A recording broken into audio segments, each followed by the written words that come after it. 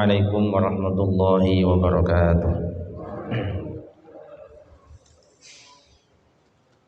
Bismillah, alhamdulillah, salatu wassalamu ala rasulillah Sayyidina Muhammad bin Abdillah wa ala alihi wa ashabihi wa mawalah. Allahumma salli wa sallim wa barik ala Sayyidina Muhammadin salatan tusabbitu fi qalbina al-iman wa tuhafizuna al-Qur'an wa tufahimuna minhu al-ayat wa taftahu lana biha nural jalad wa nural na'im wa nuran nadhar ila wajhikal karim wa ala alihi wa ashabihi ajma'in. Allahumma salli wa sallim wa barik ala Sayyidina Muhammadin al-fatih lima ughliqa wal khatimi lima sabaqa nasirul haqqa bil haqqi wal hadi ila siratikal mustaqim sallallahu alaihi wa ala alihi wa ashabihi haqqa qadrihi wa miqdarihi al-azim. Amma ba'd. Bapak-bapak, ibu-ibu, jamaah sholat subuh yang dimuliakan Allah Subhanahu wa taala, alhamdulillah pada kesempatan pagi hari ini kita bisa melanjutkan ta'lim, bisa melanjutkan ngaji kita.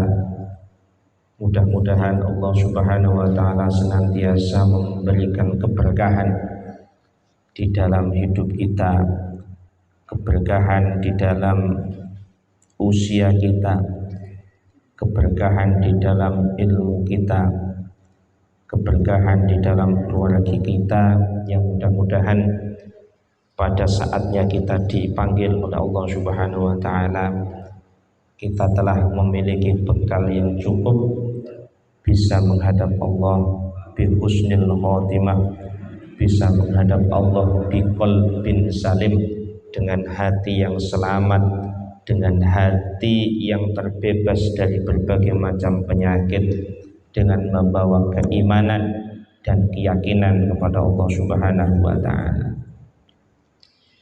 Di antara fadilah ngaji, fadilahnya orang menuntut ilmu adalah akan bertambahnya iman, bertambahnya keyakinan, dan dengan keyakinan atau keimanan itu kita akan bisa mencapai keselamatan. Jadi ada 3 hal sebelum kita masuk ke at-tibyan fi adabi hamlatil Quran. Ada 3 hal yang bisa kita lakukan supaya iman kita semakin hari semakin baik, semakin hari bertambah kuat. Ini penting untuk bersama-sama kita ketahui. Kenapa jangan sampai kita meninggal dalam kondisi imannya belum baik atau bahkan tidak membawa keimanan. Yang pertama, supaya iman kita semakin lama semakin baik, ini menurut Imam Abdullah bin Alwi Al-Haddad, adalah mendengarkan dengan seksama, dengan hati dan telinganya.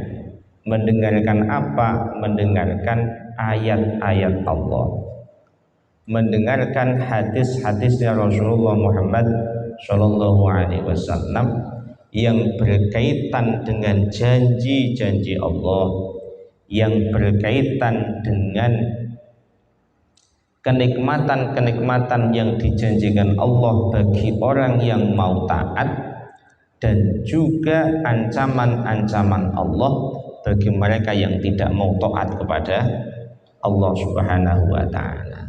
Kalau ini terus kita lakukan, maka semakin lama iman kita akan semakin bertambah. Atau dalam bahasa sederhananya, kalau kita kepingin iman kita bertambah, maka ngaji. Kenapa Pak? Ngaji. Misalnya suatu saat kita ngaji, dijelaskan tentang kenikmatan surga, belum kepingin, tapi besok ngaji lagi dijelaskan lagi, dijelaskan lagi, lama-lama tergerak hatinya untuk melakukan amal soleh. Demikian juga sebaliknya, ketika kita ngaji dijelaskan besok setelah kita meninggal ada yang namanya nikmat kubur dan ada siksa kubur. Besok di hari kiamat akan ada yaumul hisab, hari-hari di mana amal perbuatan kita dimintai pertanggungjawaban. Besok di hari kiamat orang-orang yang durhaka akan dimasukkan ke dalam neraka. Kita ngaji satu kali mendapatkan informasi itu, bisa jadi hati kita masih biasa. Opo iya opo ora. Tapi nanti kalau lama-lama kita ngaji lagi, mendapatkan informasi lagi, mendapatkan ilmu baru, terus menerus, lama-lama hati kita itu akan semakin yakin. Jadi keimanan itu memang harus dikuatkan. Kalau keimanan itu, keyakinan itu tidak dikuatkan, maka lama-lama akan menipis, lama-lama akan menjadi hilang. Bahkan yang dikhawatirkan adalah meninggal dalam kondisi tidak beriman kepada Allah Subhanahu wa ta'ala. Yang kedua yang bisa kita lakukan supaya iman kita, keyakinan kita semakin naik, semakin bertambah, adalah mengambil i'tibar, ngangen-angen bahasa kita, ngangen-angen mengambil i'tibar tentang kekuasaan Allah Subhanahu wa ta'ala. Baik yang ada di alam semesta, kita melihat langit bisa berdiri kokoh tanpa harus ada tiangnya. Kita kemudian melihat burung bisa terbang, kita melihat semut itu setiap hari bisa makan. Kita melihat diri kita saja kalau diangan-angan itu Masya Allah.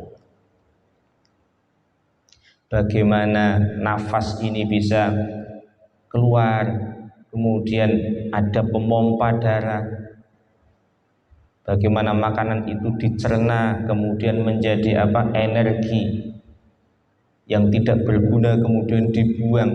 Jadi bermacam-macam. Jadi mengambil i'tibar, mengambil hikmah dari segala sesuatu yang diciptakan Allah Subhanahu wa ta'ala.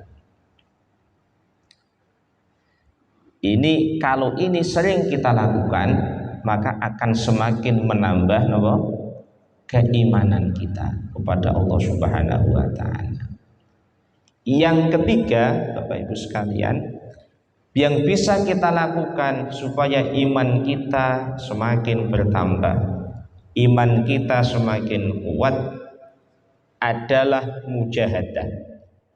Mujahadah atau dalam bahasa sederhananya adalah berusaha dengan sekuat tenaga untuk mengamalkan apa yang diwajibkan oleh Allah Subhanahu wa ta'ala ataupun sunnah-sunnahnya Rasulullah Muhammad Shallallahu alaihi wasallam. Jadi melaksanakan ibadah itu juga sebagai sarana supaya iman kita semakin bertambah. Apa misalnya? Senang maca Quran. Apalagi contohnya puasa.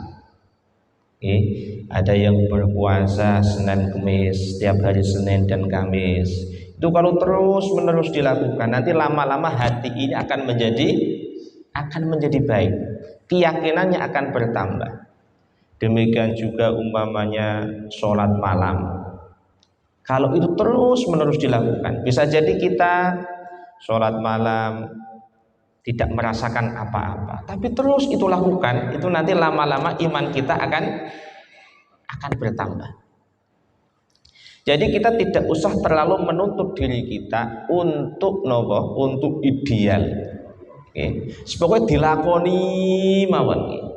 Saya sholat tapi belum khusyuk, bagaimana ya? Ya berusaha. Yang penting nopo, sholat. Jangan sampai karena tidak khusyuk kemudian tidak sholat. Sama halnya ketika kita bersedekah umpamanya, sama. Saya bersedekah tapi kok rapatnya ikhlas. Yo sedekah terus, nanti lama-lama kita akan mendapatkan fadilahnya. Demikian juga puasa. Saya berpuasa, tapi kok belum ideal ya, belum sempurna puasanya. Ya nggak apa-apa, terus saja. Nanti dari situ keimanan akan semakin kuat, keyakinan akan semakin bertambah. Jadi dengan kita melaksanakan berbagai macam ketaatan, itu adalah sebagai sarana kita untuk meningkatkan keimanan kita kepada Allah Subhanahu wa ta'ala.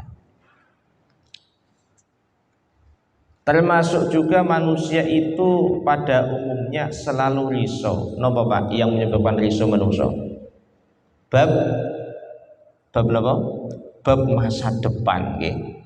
Kita kadang-kadang risau anak kita besok masa depannya kayak apa. Atau bahkan kita kadang-kadang risau besok rezeki saya seperti apa. Kadang-kadang kita risau besok 5 tahun lagi saya itu seperti apa. Jadi hal-hal yang kadang-kadang membuat hati kita menjadi risau, ini adalah hal-hal yang terkait dengan masa depan, khususnya berkaitan dengan rezeki. Maka sekali waktu kita perlu tafakur itu ngangen-angen. Oh iya ya, semut yang kecil yang dia itu tidak bisa lari, tapi ternyata setiap hari bisa makan, yo sehat, bisa bertemu dengan teman-temannya, teman-teman sesama semut. Ada sebuah kisah, ada seorang petani ini kerjanya di mana Pak? Sawah. Suatu ketika petani ini ketika di sawah itu mencangkul.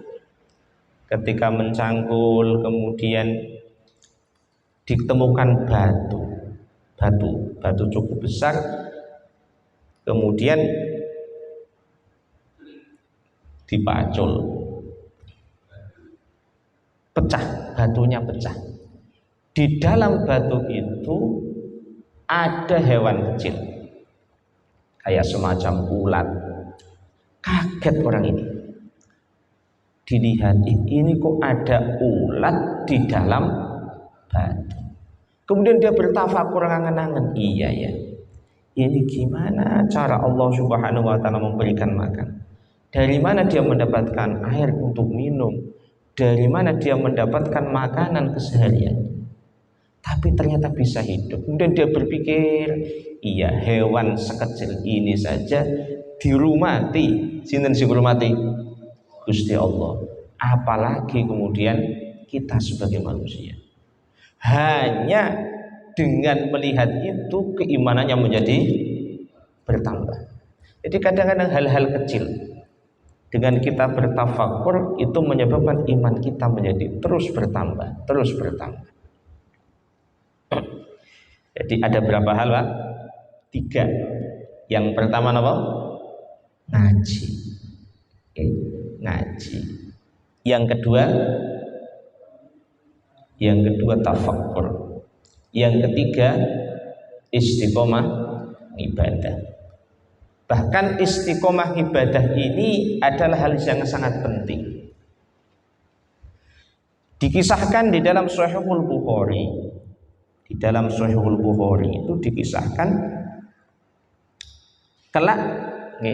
kelak orang-orang yang ahli puasa itu akan dipanggil dipanggil untuk masuk ke dalam surga melalui pintu Royan. Jadi khusus orang-orang yang berpuasa. Nanti orang-orang yang ahli bersedekah itu juga akan dipanggil melalui pintu tersendiri. Orang yang ahli sholat juga akan dipanggil melalui pintu sendiri. Sayyidina Abu Bakar bertanya, ya Rasulullah, apa mungkin seseorang ini dipanggil dari beberapa pintu? Jadi pintu puasa manggil, pintu sedekah manggil, pintu sholat manggil.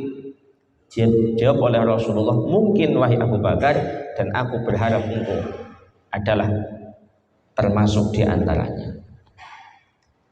Maknanya apa? Memungkinkan sesekali atau memungkinkan sekali seseorang untuk dipanggil dari berbagai macam pintu. Syaratnya nopo? Syaratnya dadi yo wong sing ahli. Ada sebuah amal yang itu kita istiqomai sehingga tersemat di dalam diri kita, atau kita punya label sebagai wong sing ahli. Kita kalau melihat tetangga kita, melihat tetangga kita setiap hari jamaah, kita akan mengatakan, oh orang itu ahli ibadah. Ketika kita melihat anak kita umpamanya atau keluarga kita, dia senang puasa, ataukah apakah itu puasa Senin Kamis ataukah puasa Daud, kita akan mengatakan, oh anakku ahli puasa. Kita melihat istri kita setiap malam dia sholat qiyamul lail, kita akan mengatakan, oh istriku ahli tahajud. Ketika kita melihat tetangga kita senang sekali memberikan sesuatu kepada orang lain, senang sekali memberikan sesuatu kepada orang lain, senang sedekah, kita akan mengatakan, oh dia ahli sedekah. Ketika kita melihat ada seseorang senang baca Quran, setiap hari membaca Al-Quran, kita akan mengatakan, oh dia ahli membaca Al-Quran. Ketika kita melihat seseorang, dia sering sekali iktikaf di masjid, setiap hari iktikaf, kita akan mengatakan dia ahli iktikaf. Tapi kalau kita melihat ada seseorang umpamanya, ada seseorang yang kadang-kadang puasa, kadang-kadang tidak, kita akan mengatakan dia ahli puasa. Kenapa boten? Boten. Karena kadang-kadang puasa, kadang-kadang tidak. Demikian juga ketika kita melihat ada tetangga kita yang kadang-kadang bersedekah, kadang-kadang ketika ada orang minta tidak dikasih, kadang-kadang memberi, kadang-kadang tidak, maka tidak ada di dalam dirinya label ahli sedekah. Demikian juga ketika ada orang yang sholat malam, kadang-kadang sholat, kadang-kadang tidak, sholat, kadang-kadang tidak lagi, maka kita tidak mengatakan dia ahli sholat malam. Maka kita perlu untuk menyiapkan amal yang itu mudah bagi kita, karena setiap orang itu beda-beda ya. Ada yang kadang-kadang untuk sholat malam itu beratnya luar biasa, tapi nek puasa enteng, tapi nek sholat duha gampang, tapi kok maca Quran enteng. Atau kadang-kadang sebaliknya, kon puasa wabet, tapi nek sholat malam enteng. Kadang-kadang sholat malam iki abot, puasa abot, tapi nek kon sedekah enteng. Nah kita cari minimal ya beberapa, satu lah paling tidak, yang itu terus kita istiqomai sehingga tersemat di dalam diri kita napa label oh iki ahli. Sehingga dengan demikian nanti kita punya harapan apa dipanggil oleh Allah melalui pintu-pintu. Yang repot iku apabila kita tidak punya label itu. Jadi nggih mboten ahli puasa nggih mboten, ahli sedekah nggih mboten, ahli salat nggih mboten. Syukur-syukur nek kelas Sayyidina Abu Bakar memungkinkan yo ahli salat malam yo iya, ahli puasa yo nggih. Tapi untuk kita-kita paling tidak jajal kita lihat. Baik ketika sudah ketemu di istiqomah, di istiqomah di antara amal-amal sing istimewa ini yang agak ringan saya lakukan umpamanya maca Quran umpamane. Puasa kok abot yo. Puasa sunah maksud kula nggih. Nek puasa wajib niku kudu dipun lampahi. Salat malam ora diabot ya. Tapi nek maca Quran enteng. Maka jenengan istiqomah niku maca Quran. Misalnya saniki jenengan usia mungkin mulai berhitung, supaya nanti di dalam diri kita ketika kita meninggal dunia ada napa label, sinten sing paling label Gusti Allah. Oh, ini orang yang di dunia selama 15 tahun seneng maca Quran. Ngono. Selama 50 tahun mengajarkan Al-Qur'an.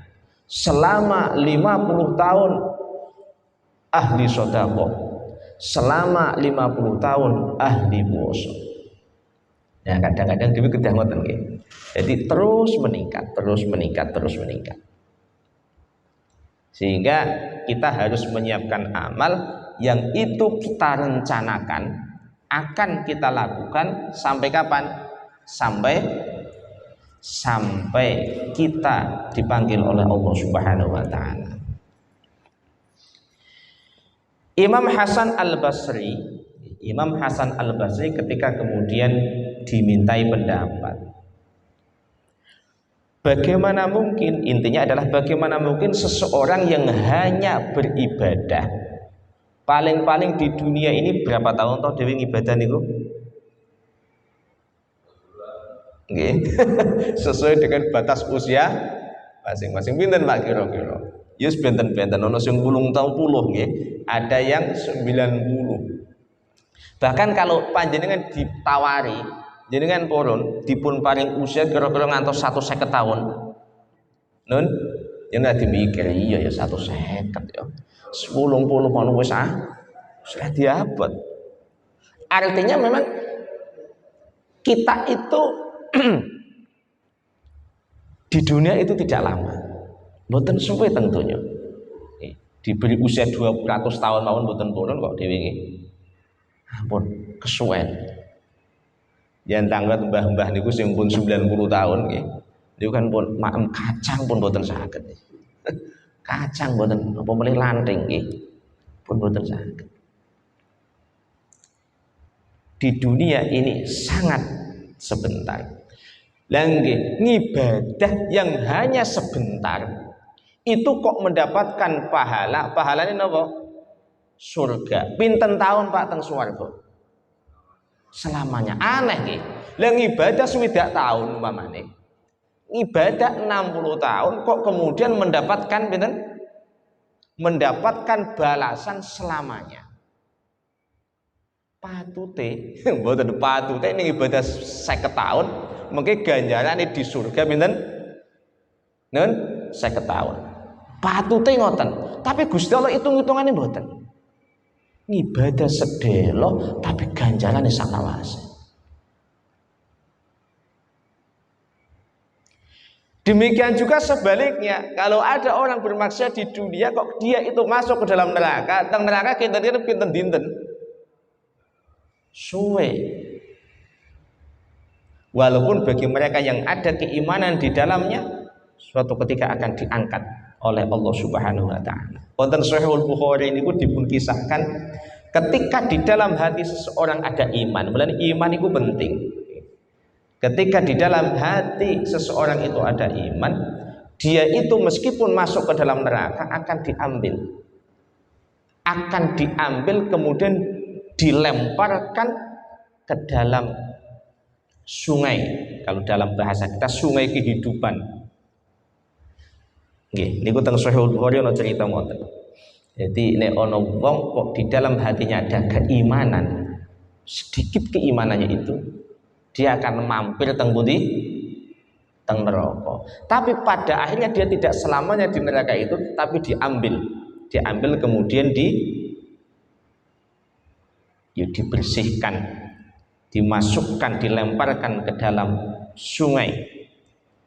Yang di situ kemudian dia tumbuh, digambarkan Kanjeng Nabi niku tumbuhnya kados kecambah. Jadi maknanya napa? Yo kuning, yo lemes, mau ireng dimasukkan ke dalam situ, kemudian jadi kuning, jadi lemes, akhirnya mlebet swarga. Sebabnya napa? Wonten keimanan. Mulane iman itu dijogo sing tenan. Syukur-syukur napa dikuati. Nah, ngoten.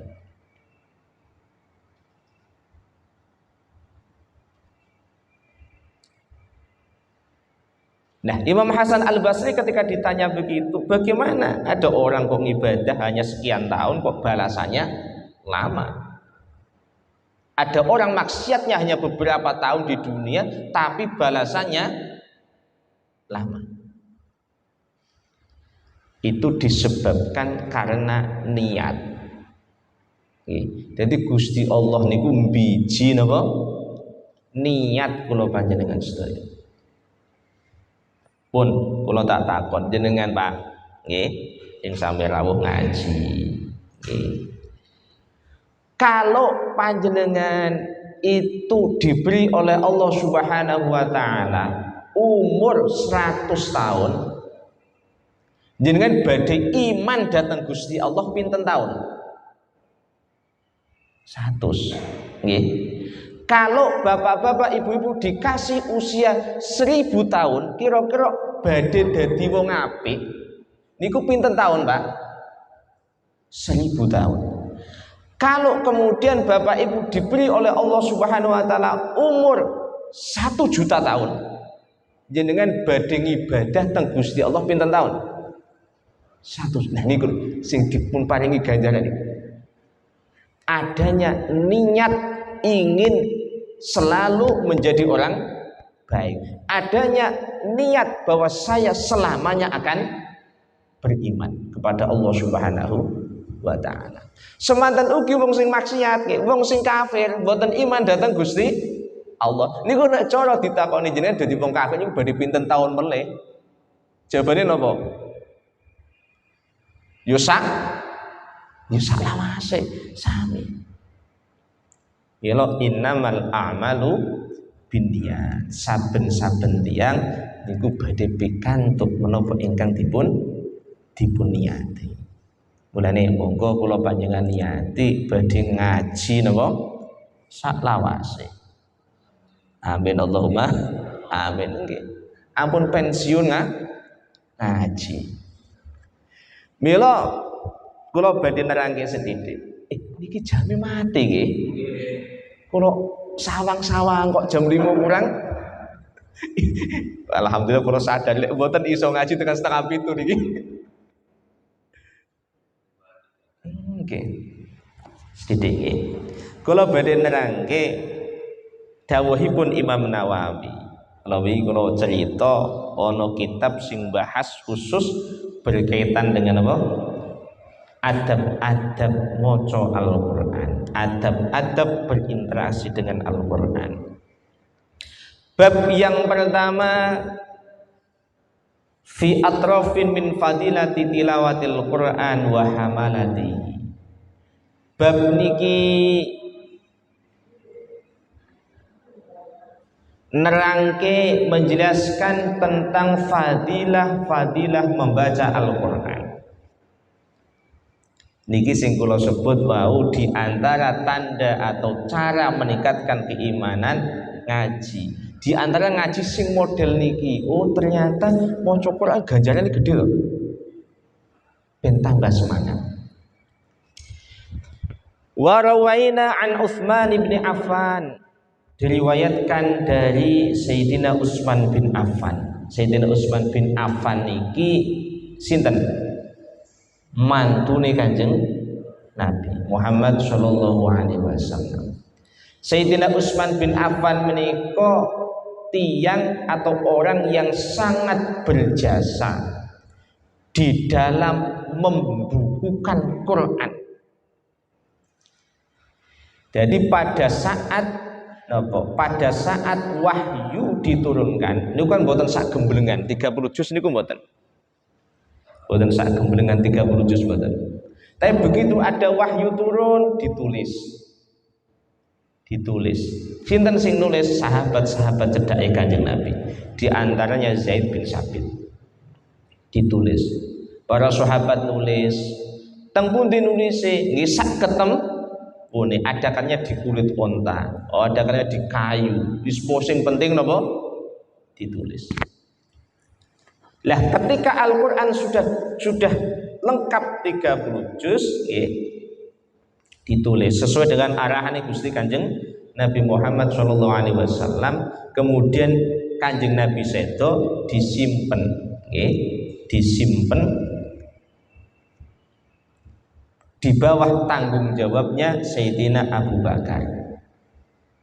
Terus ngoten, ketika Khalifah sinten Umar bin Khattab tesih disimpen mawon. Lah pada saat Khalifah Utsman bin Affan iki terjadi napa nggih? Terjadi penyebaran umat Islam di berbagai wilayah. Yang menyebabkan apa? Perlu adanya mushaf sing sami. Maka kemudian dikumpulkan menjadi satu. Niki pada zaman sinten Utsman bin Affan. Ahli maca Quran piyambake menika wong isinan Sayyidina Utsman bin Affan. Sedone niku dipejahi tiang. Jadi antara khalifah Kanjeng Nabi Sayyidina Abu Bakar, Umar, Utsman kali Ali. Niku sing sedone wajar niku namung setunggal Sayyidina Abu Bakar. Sanes mboten. Dikersake Gusti Allah sedo dalam kondisi napa? Syahid. Sayyidina Utsman bin Affan niki paring dawuh qala Rasulullah sallallahu alaihi wa alihi wasallam, Gusti Kanjeng Nabi Muhammad sallallahu alaihi wa alihi wasallam niki paring dawuh Kanjeng Nabi, khairukum man ta'allamal Qur'ana wa 'allama. Wong sing paling apik atau sebaik-baik di antara kalian adalah orang yang belajar Al-Qur'an dan mau mengajarkannya. Niki dipun sebat wonten Shahihul Bukhari. Dadi nek kula panjenengan kepengin dadi wong sing paling apik, maka jadilah bagian dari orang yang mau belajar. Syukur-syukur mengki gelem ngajarke Al-Qur'an. Belajar Al-Qur'an itu wilayah cakupannya banyak. Ada karya belajar bagaimana cara membaca Al-Qur'an, termasuk di dalamnya hukum-hukum Al-Qur'an, belajar memahami maknani Al-Qur'an, wa'allamah, dan mau mengajarkan. Maka sebagaimana yang tadi kita sampaikan, kita perlu niat, niat tur nyuwun datang Gusti Allah. Mudah-mudahan pada saat kita meninggal dunia kita masih dalam posisi niki. Posisi napa? Ngaji Al-Qur'an, nek boten mulang ke Al-Qur'an. Bila kula panjenengan atau kita-kita yang usianya sudah di atas pinten Pak? Ada yang di atas 30, di atas 40, di atas 50 niku kudu tambah kenceng napa ngajine. Tambah kenceng ngajine. Wonten setunggalipun kisah nggih. Kisah masyhur terkenal. Simbah Ki Hamid Pasuruan piyambak niki ketika ada santri-santri ini sepuh, santri ini macam-macam, di antara wong sepuh niku diperintahkan oleh Mbah Kiai Hamid untuk apa? Untuk ngapalke Quran. Diprotes. Ya ana sing takon, "Mbah Kiai, jenengan niku kula badhe tanglet kok aneh men. Ana wong-wong sepuh malah kon ngaji Quran. Dan niku napa saged hatam kinten-kinten?" Oh niku umure ora patek dawa lha nggih umume nggih. Dijawab Mbah Hamid, "Wis ora apa-apa, ora hatam ora apa. Sing penting nanti dapat 3 juz." Bablas teng pundi, Bu? Nun? Bablas. Dapat 2 juz, bablas. Dapat 5 juz, bablas. Tapi wong-wong sing model niki istimewa napa istimewa banget? Berarti ketika dia meninggal kira-kira sing nembe dipikirke napa, Bu? Ngapal ke Quran. Ketemu malaikat Israel lebih mikir kul apa wingi ya.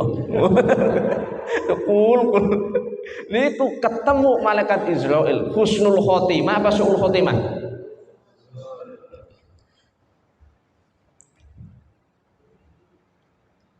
Cara kula panjenengan kok ngapal ki kabotan Parus. Aku tak ngaji tapi berkaitan dengan maca Quran, tahsinul Quran Bapak.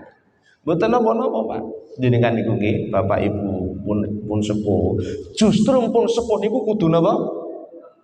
Kudu semangat.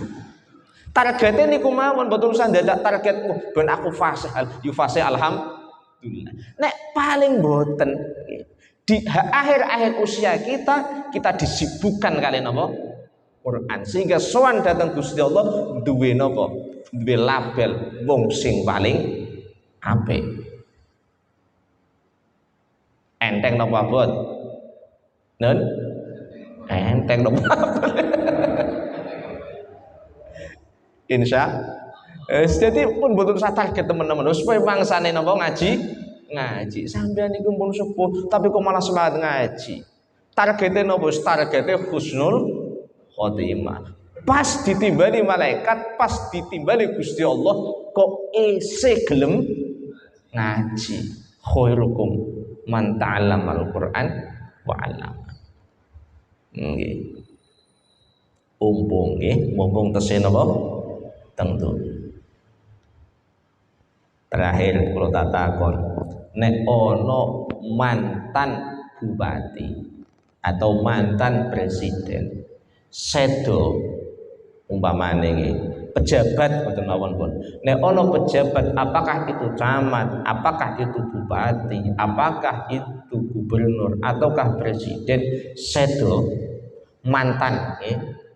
Kira-kira pemberitaan itu heboh napa mboten? Heboh tapi yo mboten patek nemen mantan ae kok. Nggih. Tapi kalau dia masih menjabat kok meninggal, wah niku rame. Niku gambarane ngoten. Jenengan nggih masih berstatus sebagai wong sing paling apik sebab napa? Nembe ngaji. Khairukum man ta'allamal Quran wa 'allama. Ketika kita masih posisi mulang Quran, posisi ngaji kok ditimbali Gusti Allah, niku maknane kita meninggal masih dalam status yo bertugas.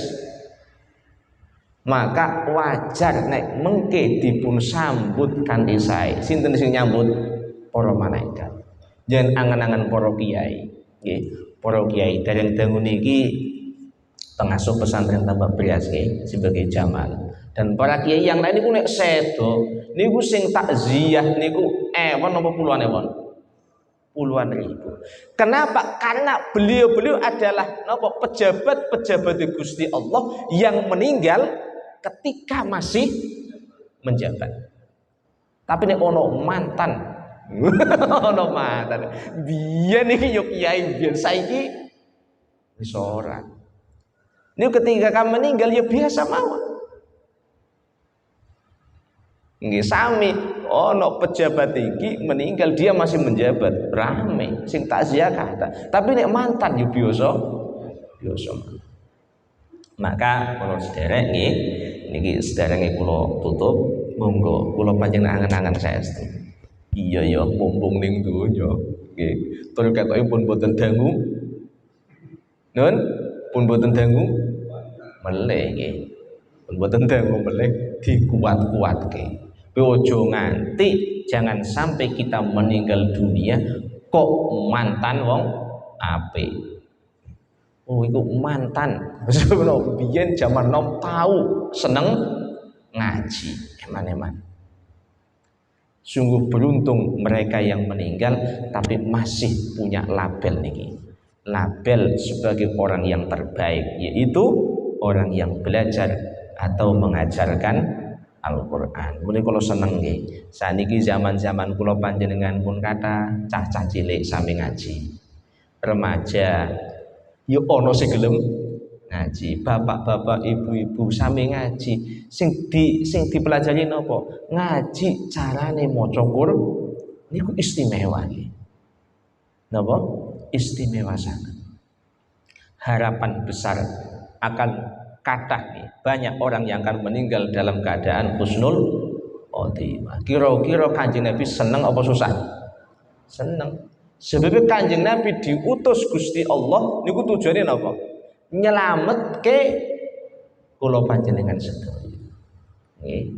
Insyaallah mugi saged dados bahan pengangen-angen nggih kula panjenengan sedaya Gusti Allah paring napa?